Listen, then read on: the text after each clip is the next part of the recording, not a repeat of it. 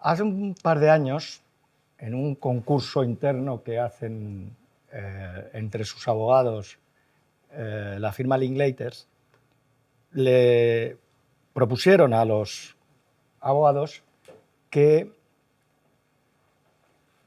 dijeran cuál, a su juicio, era la invención más o la innovación más importante de la historia de la humanidad. Y los distintos abogados de todas las oficinas del mundo pues fueron diciendo lo que a ellos les parecía. Fue entonces cuando se me ocurrió que probablemente la persona jurídica, la idea de la personalidad jurídica, es la innovación no tecnológica, no técnica, más importante de la historia de la humanidad. Y después de eso me acordé de Harari y de su libro Sapiens. Harari le dedica más de 30 páginas a hablar de Peugeot Citroën, de la compañía automovilística, y dice que los humanos somos o devinimos extraordinarios, lo que se llama entre los estudiosos de la evolución la revolución cognitiva, cuando fuimos capaces de pensamiento simbólico. Entonces, cuando pudimos imaginar personas que no eran individuos de carne y hueso. Y entonces decimos que Peugeot ha comprado, que Peugeot ha contratado a no sé cuánta gente, que Peugeot ha despedido, que Peugeot ha cerrado una fábrica o que ha abierto una fábrica, que ha llegado a un acuerdo con Nissan. Bueno, yo creo que Sapiens está sobrevalorado como libro. Es un buen libro, pero está sobrevalorado. Pero esa idea yo creo que es una idea extraordinaria y extraordinariamente productiva. Lo que caracteriza a la humanidad, a los seres humanos, respecto de todas las demás especies, es la enorme capacidad de cooperación, la enorme capacidad para cooperar. ¿Y cómo cooperan los humanos? Pues los humanos cooperan muy simplificadamente a través de dos formas: o intercambiando o produciendo en común. ¿Cuál de las dos es la más antigua en la historia de la humanidad? Probablemente la producción en común. Desde que nos expulsaron de la selva y a los límites de la selva, donde la sabana, y nos tuvimos que defender de los tigres con dientes de sable y de una escasez de alimentos, la supervivencia dependía de que esos pobres bípedos desnuditos cooperaran entre sí para defenderse de otros bípedos, defenderse de los depredadores y conseguir alimento más eficazmente. Pues bien, la cooperación para producir en común, es tan humano que hay un estudio que dice que basta con que tú a un grupo de personas, de individuos humanos, les fijes un fin, una meta, un objetivo común para inducir comportamientos cooperativos. ¿Qué son comportamientos cooperativos? Comportamientos en los que el individuo pone su interés personal detrás del objetivo común. Está dispuesto a sacrificar su propio interés en aras de conseguir el fin. ¿Por qué? Porque sabe que una vez que se consiga el fin y el objetivo se haya conseguido, todos estaremos mejor porque la tarta será más grande y tocaremos a un trozo más grande de la tarta que si hubiéramos intentado cada uno conseguir el objetivo individualmente. Acuérdense de lo de cazar un ciervo o cazar un conejo. Yo puedo cazar un conejo yo solo, pero un ciervo necesito ir en cuadrilla de caza. Y este es el vídeo que está por todos lados sobre el ejemplo de una comunidad, una tribu especialmente cooperativa. Las sociedades que son muy tribales son sociedades que cooperan muy bien entre ellos, pero no suelen ser muy innovadores. no suelen inventar grandes cosas. Son sociedades que se quedan en lo tradicional, no inventan nada. Solo las sociedades individualistas, las sociedades en que los individuos son el centro, avanzan y desarrollan más innovaciones.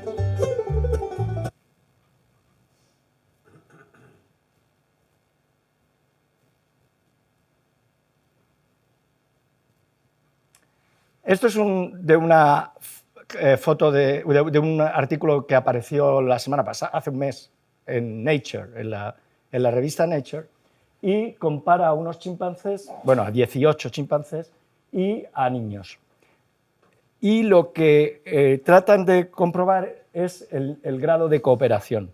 Y resulta que los chimpancés, lo que tienen que hacer, la operación que tienen que hacer es usar el palo ese para captar, coger la comida que está al fondo del tubo o de la caja esa. Y el problema es que el cable no llega, de manera que si yo empujo de este lado, el otro no puede empujar a su vez el palo para sacar la comida. Entonces, aquí pasa lo mismo. ¿Y cuál es el resultado que obtuvieron? Que en los chimpancés uno monopolizaba el uso del palo para la comida, mientras que los niños automáticamente empezaron a, primero tú, después yo, después tú, después yo, es decir, establecieron un orden. ¿Qué nos dice esto? Esto nos dice algo muy fundamental sobre los seres humanos. Por eso lo han publicado en Nature y no en la Gaceta. ¿Qué nos dice sobre los seres humanos? Nos dice sobre los seres humanos que los seres humanos, cuando tenemos recursos escasos, cooperamos y establecemos reglas. Reglas, recuerden, reglas no existen, no, como nos decían esta mañana, no existen en la realidad. Establecemos reglas que reduzcan el conflicto sobre los recursos escasos. Porque reduciendo el conflicto sobre los recursos, se pacifican las relaciones entre los miembros del grupo y se intensifica la cooperación y, por lo tanto, la producción en común, la riqueza y el bienestar de todos los elementos, de todos los del grupo. Esto es una clasificación que hacen los biólogos de los... ¿Veis? Mirad solo las 4 palabras que están en las 4 esquinas. Societies, organisms, competitors, simple group. Menos cooperación. ¿Cuál es lo contrario de la cooperación? La competencia. Hay un recurso escaso y si es para ti, no es para mí, si es para mí, no es para ti. Luego, en el extremo de ausencia de cooperación, es la competencia. ¿Entre los humanos hay competencia? Sí, muchísima. ¿Por qué? Porque nos reproducimos sexualmente. Como nos reproducimos sexualmente, la selección sexual hace que nuestros genes quieran ser los que pasen a la siguiente generación. Eso hace que se compita entre los miembros de la especie humana por emparejarse y por reproducirse. La selección natural es la que hace que queramos sobrevivir. La selección sexual, que nos reproduzcamos. La selección natural, sobrevivir. Y para sobrevivir, cooperar es mejor que competir. Las sociedades que mejor cooperan entre sí, humanas, sobreviven en mayor medida.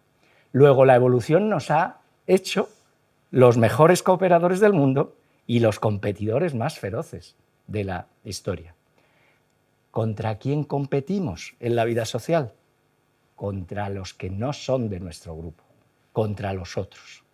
Y la historia del mundo, por eso no hemos llegado al derecho natural, y la historia del mundo es la historia de conquistar y de masacrar a los que son del otro grupo, hasta que los integramos en el nuestro. Y si son ya de nuestro grupo, entonces ya la orden de la evolución es coopera con los de tu grupo y machaca, aniquila a los que no son de tu grupo. Por eso, lo primero que hay que hacer para justificar la esclavitud es decir que los esclavos no son de nuestro grupo.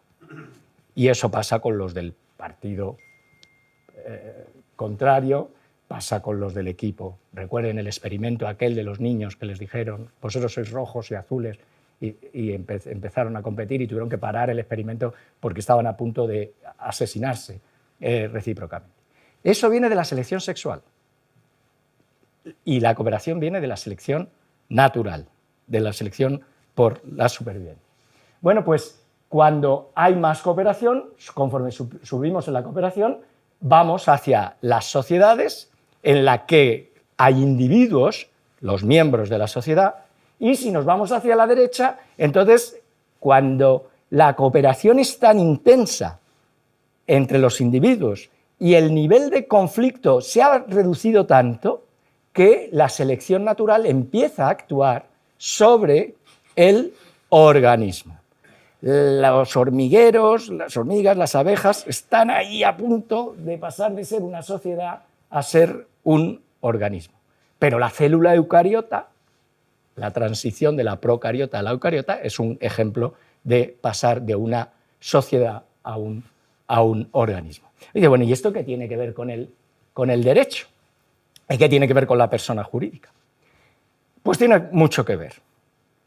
La idea de la persona jurídica es una idea inventada, digamos, o formulada por los romanos, por el derecho romano. Los romanos, Roma, la fundación de Roma, se ve como la primera persona jurídica del mundo. Todo, a partir de ahí, todas las organizaciones sociales se van a montar a partir de la idea de Roma. Y todas las ciudades que los romanos fundaron 270 ciudades en torno al Mediterráneo, se van a organizar, vamos a usar la palabra a partir de ahora, como corporaciones que viene de cuerpo, como se sabe. Esta es la BOC, la Compañía de las Indias Orientales holandesa. La Compañía de las Indias Orientales holandesa se fundó en 1602. ¿Por qué se fundó? Porque los holandeses estaban en guerra durante todo el siglo XVII, toda Europa estaba en guerra permanentemente unos países con otros, de la guerra nacieron los estados y Europa. Bueno, los holandeses querían traer especias de las Indias, de las Molucas, de lo que hoy es Indonesia. Querían traer especias y, naturalmente, para eso solo necesitabas hacer unos cuantitos barcos a la mar, ir hasta allí y volver. Facilito, ¿no? Vas con plata, porque en Asia no hay plata, vas con plata, la llevas allí, le das plata a los de allí, coges la pimienta y todas las demás especias, te las traes aquí, las vendes en Ámsterdam y te forras. Si fuera tan fácil. El problema es que no era tan fácil. Eso es lo que venían haciendo todos los del centro y norte de Europa con el Mediterráneo y hacían un viajecito que duraba 4 semanas. El viajecito a Asia y vuelta duraba 2 años. Y había españoles, portugueses, ingleses, por todos lados, tratando de hacer lo mismo y quemando tus barcos, corsarios, todo, a lo largo de todo el viaje. El viaje lo habían descubierto los portugueses, que habían dado la vuelta a África y habían encontrado la forma de llegar hasta Asia y el viaje de vuelta. Bueno, pues ese tipo de viaje y ese tipo de empresa no se podía financiar pidiéndole dinero a las viudas, a los monasterios y recogiendo un poquito de dinero de unos cuantos para montar los barcos. Hacía falta mucho dinero. Y los de Ámsterdam, que eran muy espabilados, dijeron, bueno, pues vamos a hacer una cosa. Vamos a decirle a todos los habitantes de Ámsterdam y de las demás ciudades de Holanda si quieren participar. Y se les llamaba participanten a los accionistas. Y entonces, ¿quién quiere darme dinero para montar unos barcos para irnos y volver? Yo. Soltaron el dinero, les dieron unos papelitos y les dijeron, oye, estos papelitos, a partir de mañana, ya en la plaza esa tan bonita que tiene Ámsterdam con unos soportales, en esa plaza ya hay gente que os va a apuntar y si queréis venderlo, los papelitos, pues los vendéis. Porque yo no os voy a devolver el dinero, ¿eh? Yo os daré dividendos. Cuando vuelvan los barcos y vendamos la pimienta, yo os daré repartiré los beneficios en forma de dividendos. Y me dejáis en paz. Y oye, 5.000 o 6.000 tipos de Ámsterdam participaron en la BOC. Ese es el tamaño en 1637. Más grande, si pusiéramos en dólares en euros de hoy, más grande que Apple, Google, Microsoft, Amazon, Facebook, Alibaba, Wells Fargo, Samsung, juntos. Fíjense el tamaño que tuvo y duró más de 200 años. La que le ganó en la pelea fue la compañía inglesa, que si habéis visto una serie que es sobre un tío que aparece en las sombras y llega a Londres y tal, y es un conflicto por un terreno en América, Enigma o Enigmático o algo así, no sé. Pues es la compañía, la malísima compañía que mandaba más que el rey de Inglaterra. Y la compañía de las Indias Orientales, que se hace dueña de la India y mata de hambre a los indios durante un siglo, etc. Bueno, pues esta es el primer gran logro de las corporaciones, que permiten acumular enormes cantidades de capital. ¿Y eso qué quiere decir? Que cuando aparece un proyecto de negocio que requiere enormes cantidades de capital para aprovecharlo, los individualistas holandeses, pero que cooperaban muy bien, porque, oye, darle tu dinero a alguien y decir que va a montar unos barcos y que ya te lo dará dentro de 2 o 3 años, pues hay que tener mucha confianza en a quién le das tu dinero. Bueno, pues eso lo consiguieron los holandeses, y los holandeses demostraron que enormes proyectos que requerían enormes cantidades de capital, se podían financiar. La segunda gran ventaja que tenía la corporación es que sobrevivía a los fundadores. Si se moría los tíos que habían montado los barcos, que habían armado los barcos y que habían recogido el dinero, no pasaba nada, porque la corporación sobrevivía. Eso solo pasaba en Europa. En los países islámicos, en los países musulmanes, el Islam, la religión, lo impedía. ¿Por qué? Porque Mahoma era un jacobino. Mahoma era muy contrario a la existencia de cuerpos intermedios en la sociedad. La religión islámica es la idea de la comunidad. No hay nada debajo el individuo, la comunidad y Alá y Dios. No hay cuerpos intermedios. ¿Por qué Mahoma tenía eso detrás de la oreja? Porque él unificó a las tribus que vivían en Arabia, en lo que hoy es Arabia. Y había visto que las tribus eran el desastre, porque estaban todo el día peleando. Y entonces dijo, nah, todos iguales, y aquí no hay nada entre el individuo y Alá, y solo hay la comunidad. Y la comunidad es todos. Eso impedía que se formaran estructuras como las corporaciones. Y el Islam solo tuvo hasta el siglo XIX, no tenía más que las fundaciones, las waqf, que era la forma de construir una fuente pero es que además de esta segunda ventaja, que era que a la muerte del dueño no había que repartir el patrimonio, no había que deshacer el patrimonio, es que eso permitía ir aislando un conjunto de bienes, derechos, de créditos y de deudas, aislando de los patrimonios de cada uno de los que habían puesto, de los miembros. Es decir, los que habían contribuido con su dinerito a montar la Compañía de las Indias Orientales holandesa, ellos tenían su patrimonio y el patrimonio de la compañía era otro. De manera que cuando uno de esos señores se moría, a la compañía no le pasaba nada, al patrimonio no le pasaba nada.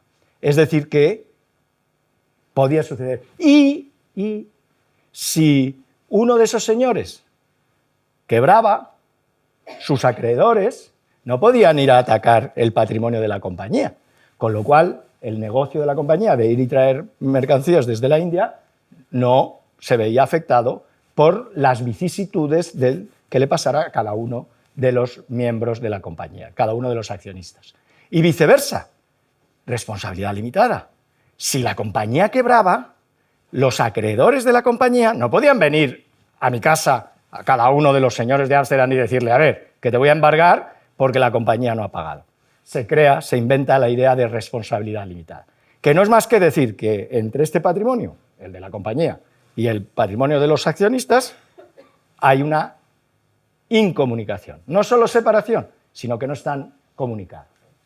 Pero no solo esa era la ventaja de la corporación, había otra todavía más extraordinaria. ¿Cuál es la fuente de todo el beneficio económico? Dice, desde Adam Smith, sabemos que el desarrollo económico es posible si hay especialización y división del trabajo. Pues bien, la idea de corporación, la idea de la persona jurídica, permite especializar y dividir el trabajo. ¿Entre qué? Bueno, yo he puesto ahí, este es el Concilio de Trento y este es el Papa, el Papa Pablo III, que es el que lo convocó. Esta estructura es la estructura que vemos en todas las corporaciones.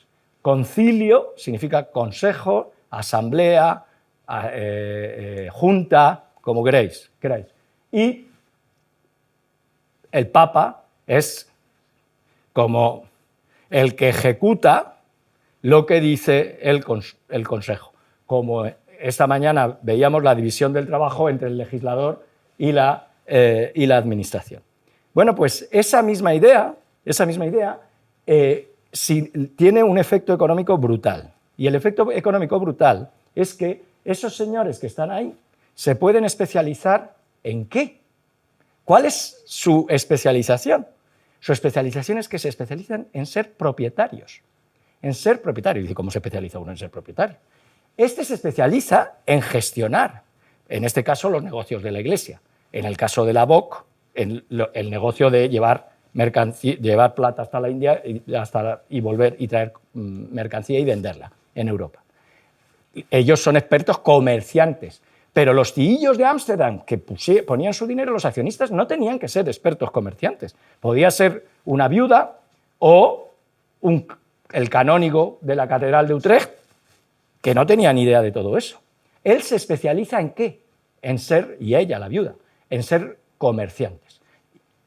propietarios. ¿Y cómo se especializa uno en ser propietarios? ¿Qué es lo peor que le puede pasar a un propietario de una cosa? Que un rayo, si es un bien, que llegue un rayo y a la porra el bien. ¿Y cómo me aseguro yo de que si cae un rayo no me quedo sin nada?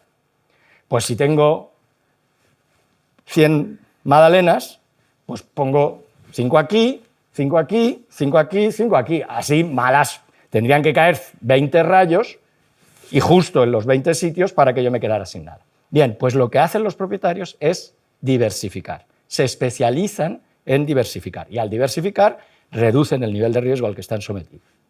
Esa es la otra grandísima ventaja que logra la persona jurídica, que logra la corporación. Pero lo más maravilloso de este invento es que es tan flexible. Os he puesto el ejemplo del concilio. La Iglesia es una corporación, la Iglesia católica. Vamos, la Iglesia es la corporación.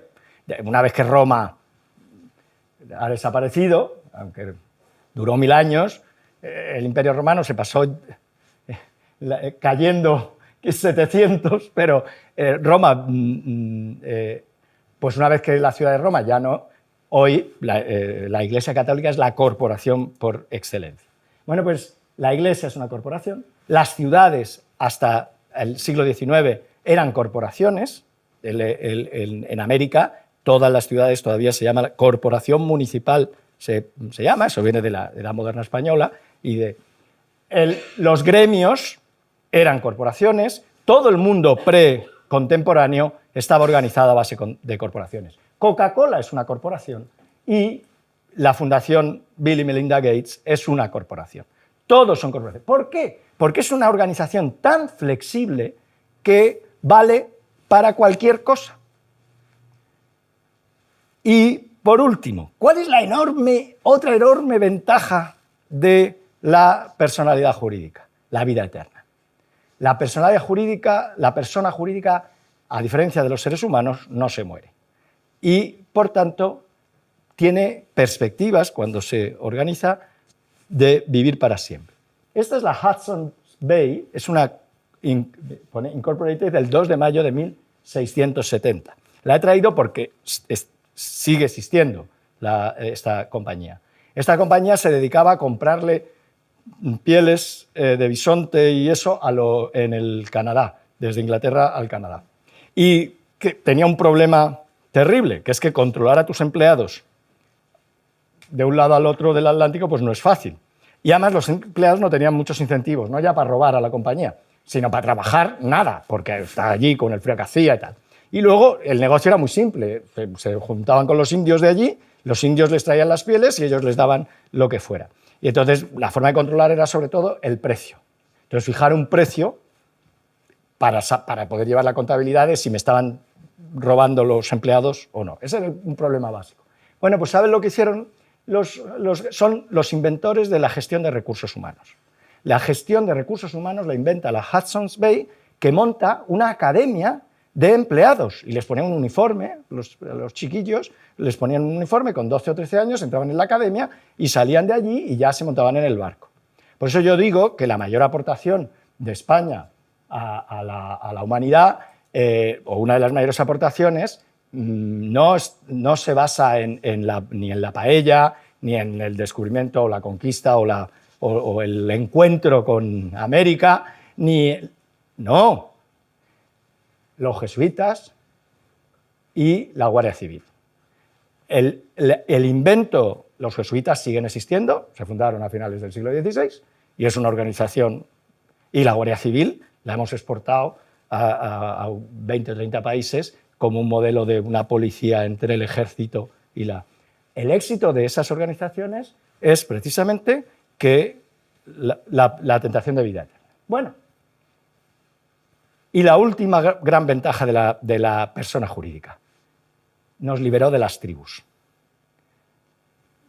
Todo el resto del mundo, excepto Europa, ha seguido hasta el siglo XX siendo sociedades tribales. Europa dejó de ser tribal en el siglo VIII, por culpa de la Iglesia, otra vez, de la Iglesia Católica.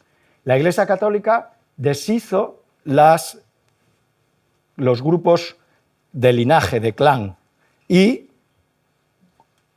puso el énfasis en la familia nuclear, padre, madre e hijos. ¿Cómo lo hizo? Prohibiendo casarse a los primos, prohibiendo los matrimonios consanguíneos. Eso obligaba a la gente, ya lo vio San Agustín, obligaba a la gente a buscarse pareja fuera de la familia.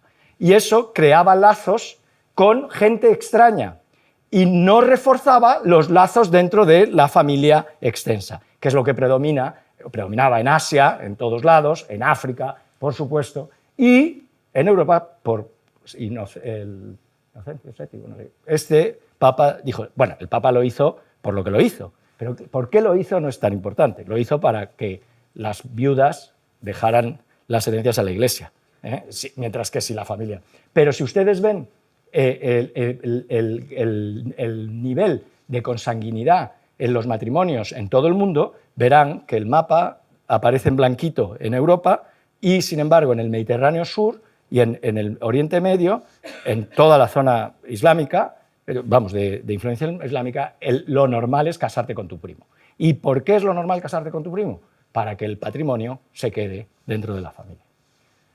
Esta es la familia nuclear de los años 50 del pasado siglo, no de este siglo.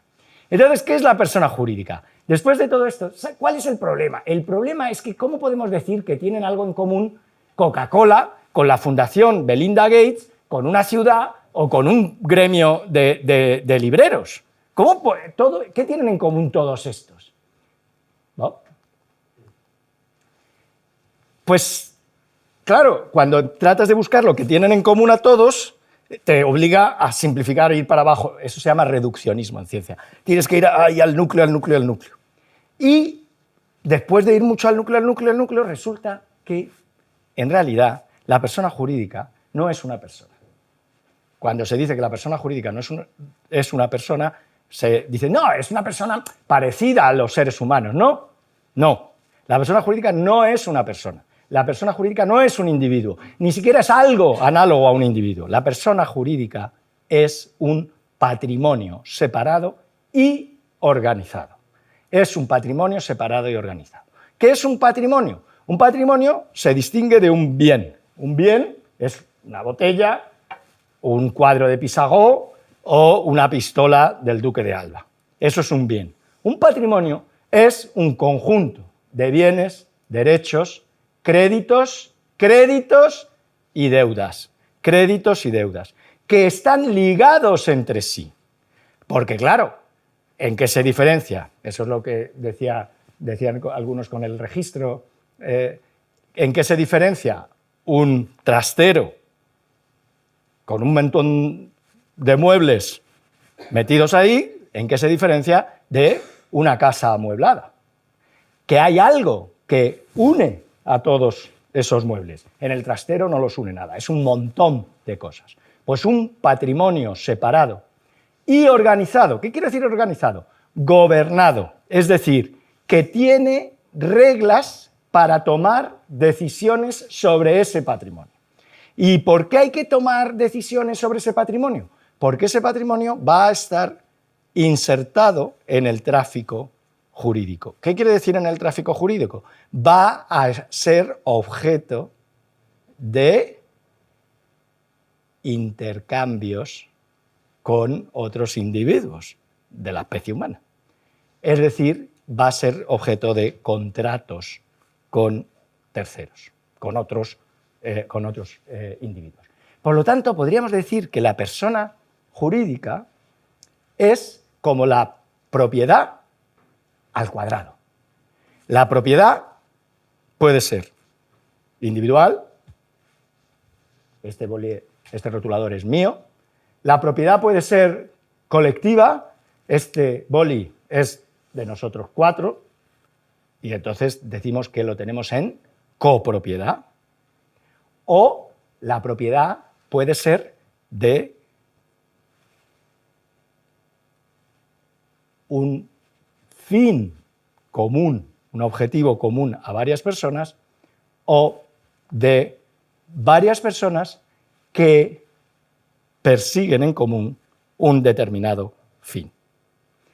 Este boli, si es mío, este rotulador, si es mío, sirve al libre desarrollo de mi personalidad. Si este boli es de los 4, sigue sirviendo al libre desarrollo de la personalidad de los 4. Pero Coca-Cola no tiene personalidad, en el sentido de carácter. No puede desarrollar libremente su personalidad, ni la Fundación Bill y Melinda Gates. Yo sí, y vosotros también.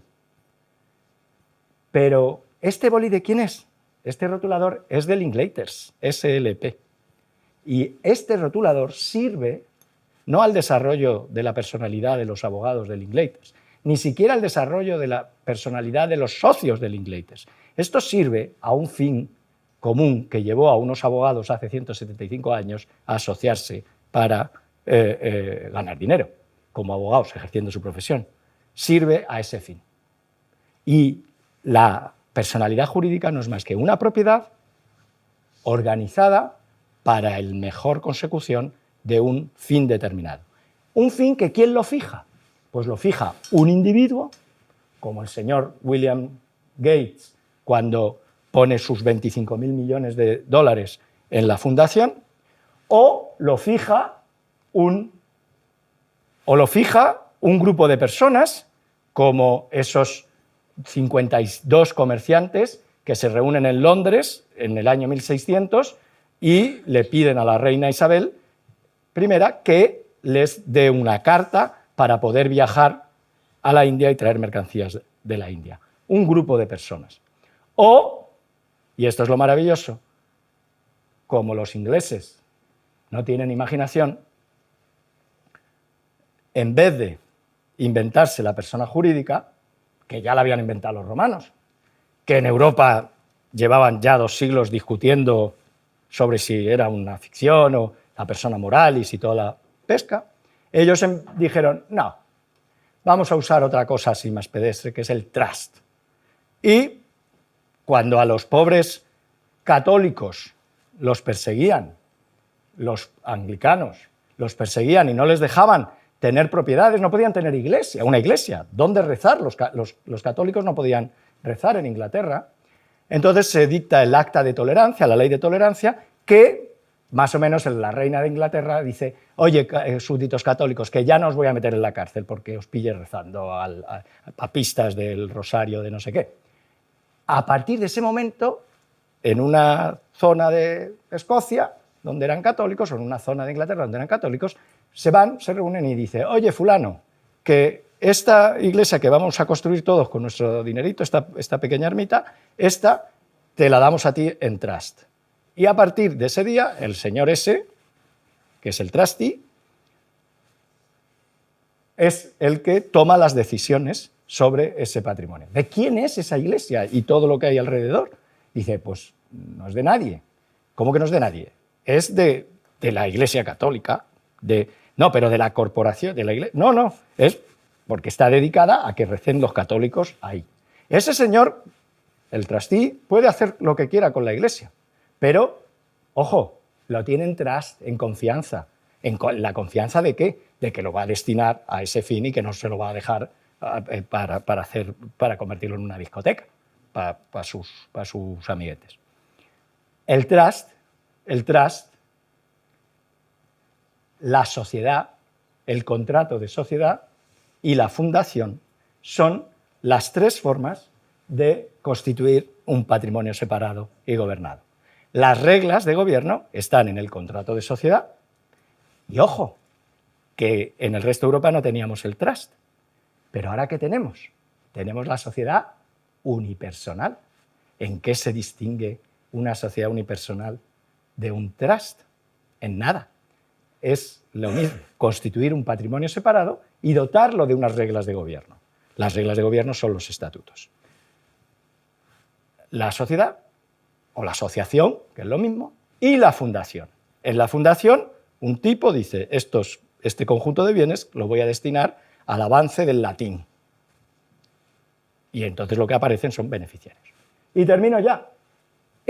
¿Por qué esta idea de que la persona jurídica es un patrimonio separado y organizado es una idea tan poderosa? Porque permite reconstruir buena parte del derecho patrimonial. Cuando el Código Civil dice que las personas jurídicas pueden, ¿qué dice? Las personas jurídicas no pueden soñar, no pueden casarse, no pueden gritar, no pueden rezar. ¿Qué pueden hacer las personas jurídicas? Y dice: poseer, comprar, vender y defender sus derechos en juicio. Y ahora delinquir. Mentira, no pueden delinquir. Sigue siendo verdad que societas delinquere non potest. Las personas jurídicas no pueden delinquir, diga lo que diga el legislador. No pueden delinquir. Lo que pasa es que el legislador habla en metáfora. Pero lo que es importante, lo que dice es que el 38 del Código Civil, y lo dicen todos los códigos del mundo, que en realidad de ese patrimonio pueden salir bienes, pueden vender, pueden entrar bienes, pueden comprar, pueden prestar dinero, por ejemplo, y generar un crédito, pueden pedir prestado y, por lo tanto, generar una deuda, y pueden ir a juicio para defender esos derechos. Punto. Y nos permite revisar toda la doctrina sobre la propiedad, la copropiedad, toda la doctrina sobre la propiedad colectiva y toda la doctrina y toda la dogmática sobre el derecho de sociedades. Por ejemplo, y termino con este ejemplo. Por ejemplo, ¿qué es la disolución de una sociedad? La disolución de una sociedad, contra lo que dicen los profesores, es que es un cambio en el objeto social. El objeto social era fabricar coches y cuando se disuelve Peugeot, entonces deja de ser fabricar coches porque ahora lo que tenemos que hacer es liquidar el patrimonio. No, la disolución es la terminación del contrato de sociedad. Ese contrato que dio lugar a la formación de ese patrimonio separado. Y la liquidación, ¿qué es? Coger ese patrimonio y extinguirlo. ¿Y cómo se extingue? Porque ese patrimonio deja de estar separado y aislado y pasa a formar parte de los patrimonios de cada uno de los accionistas que reciben su cuota de liquidación. La sociedad nula, eso que es una cosa dificilísima de comprender. La sociedad nula no es que la sociedad sea nula. El contrato de sociedad será nulo normalmente. Lo que le preocupa al legislador es qué pasa con el patrimonio que se ha formado separado. la persona jurídica. Y dice, cuando se haya formado un patrimonio separado como consecuencia de un contrato, del contrato de sociedad, si el contrato es nulo, eso no significa que no exista ese patrimonio separado, sino que ¿qué hay que hacer con ese patrimonio separado? Lo que hay que hacer con todos los patrimonios. Los vínculos se disuelven, se terminan, los patrimonios se liquidan. ¿Y se liquidan qué quiere decir? Quiere decir que hay que convertirlos en dinero y repartirlos para que se disuelvan en los patrimonios de cada uno de los individuos que forman parte de la persona, que son miembros de la persona jurídica, salvo que sea la fundación, porque en la fundación no le vamos a devolver el dinero a Bill y a Melinda, ¿no? ¿Qué hacemos con el dinero? Se lo damos a otra fundación o, en último extremo, siempre está el Estado para quedárselo. Muchas gracias.